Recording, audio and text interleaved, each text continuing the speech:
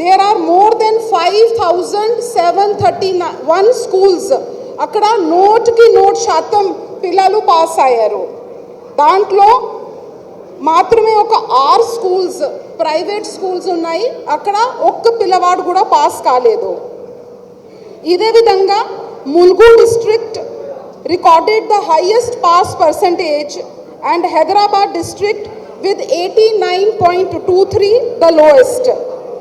ఇదే విధంగా social welfare residential school achieved the highest pass percentage of 99.1%. So a big hand to social welfare institutions. ఇదే విధంగా మేము ముందు పోతే SSC public examination for private candidates also పోయిన సంవత్సరం 57.22 ఉంటే ఈ సంవత్సరం 59.22 ఉంది. సబ్జెక్ట్ వైజ్ అన్ని సబ్జెక్ట్స్లో ఈసారి ఎక్కువ పిల్లలు పాస్ అయ్యారు. ఒకవేళ మేము ఫస్ట్ లాంగ్వేజ్ తెలుగు చూసుకుంటే 99.12% పిల్లలు పాస్ అయ్యారు.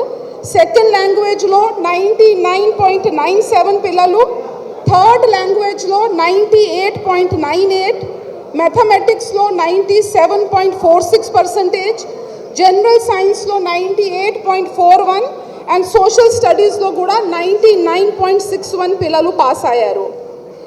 ఇదే విధంగా సోషల్ వెల్ఫేర్ 99.1 పిల్లలు పాస్ చేస్తూ మేనేజ్మెంట్ స్కూల్లో ఫస్ట్ స్థానం తీసుకువచ్చింది.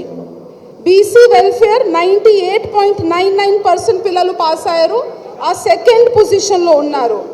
ఇదే విధంగా టీజీ రెసిడెన్షియల్ ఎడ్యుకేషన్ క్రింద టీజీ రెసిడెన్షియల్ స్కూల్ 98.64% పిల్లలు పాస్ అయ్యారు అండ్ తెలంగాణ రెసిడెన్షియల్ స్కూల్ మళ్ళీ 98.13% పిల్లలు పాస్ అయ్యారు. ఇదే విధంగా 50% జెడ్పీ హై స్కూల్లో 100% రిజల్ట్ వచ్చింది. ఇదే విధంగా సోషల్ వెల్ఫేర్ రెసిడెన్షియల్ స్కూల్లో 65.8 కళాశాలలో 100% రిజల్ట్ వాళ్ళు సాధించారు.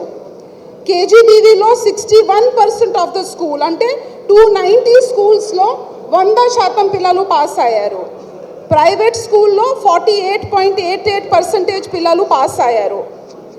ఇదే విధంగా ఈ సంవత్సరం అంటే ఎడ్యుకేషన్ డిపార్ట్మెంట్ ఆలోచన చేసేది అంటే ఈసారి మొదటిసారి గౌరవ ముఖ్యమంత్రి గారు లీడర్షిప్లో 10th క్లాస్లో మినిమం 4 డే ఒక హాలిడే ఇవ్వడం జరిగింది.